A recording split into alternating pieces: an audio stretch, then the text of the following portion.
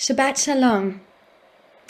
Recently, or in the past, some of us have had the privilege, bittersweet or even tragic though it might have been, to take care of a beloved relative during the last months, weeks, or even the last days of their lives. Maybe you were simply present in the room when it happened, standing in the room of someone you held dear, even though you might have felt like you couldn't do anything to help that person at the time. And I don't know if that's just my experience, but there's a holiness about sick people, even dying people, that I find hard to explain. Isn't our religion all about the sanctity of life? Don't we do everything to preserve it? And especially in times of COVID, haven't many of us closed our synagogues or the places we worked at and restricted our activities precisely to avoid sickness? Or possibly worse, lo aleinu, may we all be spared. How could there be any holiness at all in times of pain and grief? This week's parsha will help us explore that idea in a way that I hope you'll find as meaningful as I did. Vayechi, and he lived, surprisingly sums up the life of Yaakov as it draws to a close. It's often the case when someone dies or is about to die that we suddenly realize what his or her life truly meant, what it amounted to.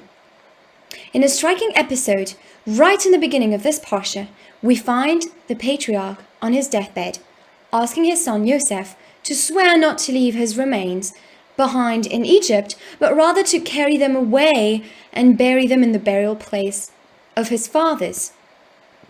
As Yosef swears to carry out his father's will, the following scene is described.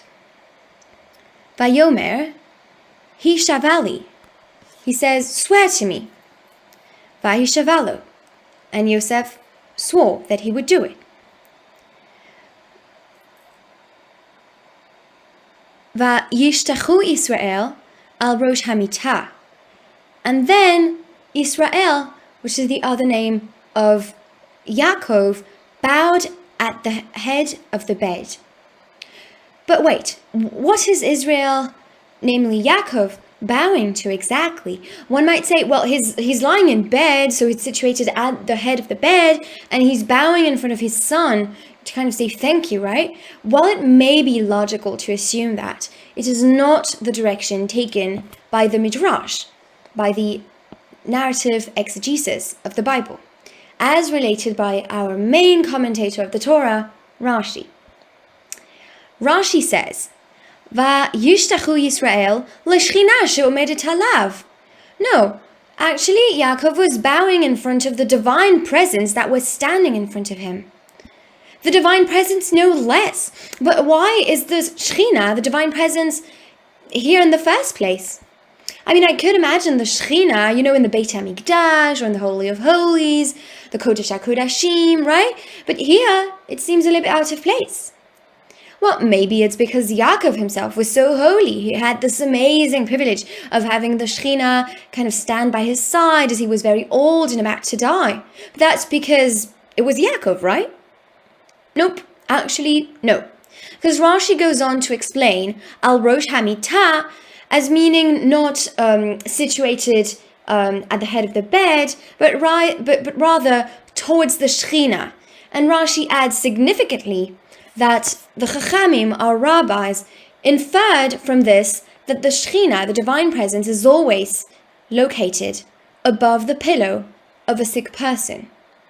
And there it is mentioned that this is related to a passage of the Gemara, a passage of the Talmud in Masechet, Tractate Shabbat 12b. Masechet Shabbat 12b is one of my absolute favorites in terms of Talmudic passages. It starts out by describing whether one should be allowed to visit the sick and mourners on Shabbat or not in general.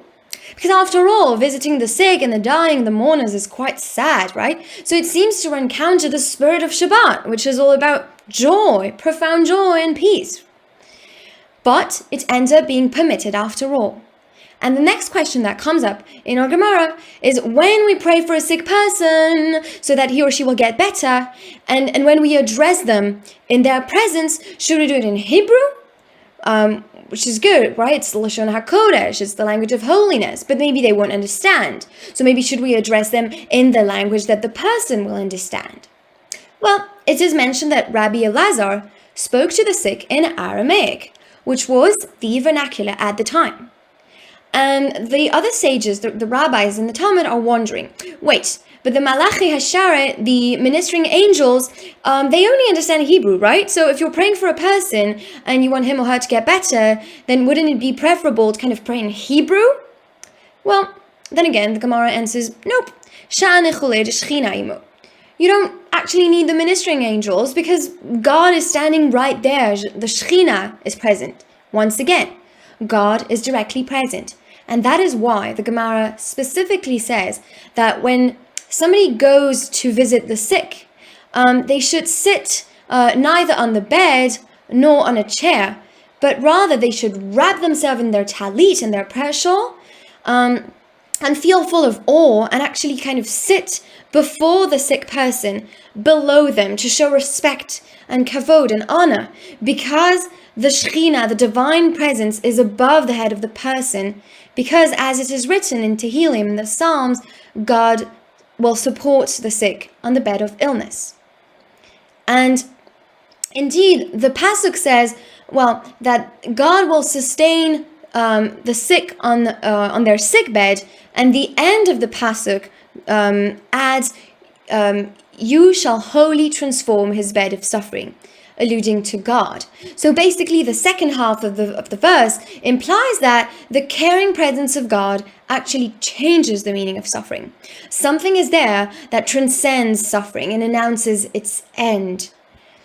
And it's interesting because the Talmud mentions in different places that the Shekhinah, the divine presence, kind of follows us in exile, as is mentioned in Megillah 29a, or that the Shekhinah, the divine presence, suffers when even a sinner is put to death for his or her sins. This is in Sanhedrin 46. But actually what's interesting is that the Shekhinah it does follow us in exile, but doesn't end the exile in a glorious redemptive intervention. The Shekhinah doesn't cure, it cares. In the same way, when we feel that there is too much suffering in the world and we feel unable to fix and repair the world, we should imitate the Shekhinah, the divine presence of God, which the Kabbalah has portrayed as the feminine aspect of godliness in the world. Therefore, may we all be capable of truly caring for those in need. Shabbat Shalom.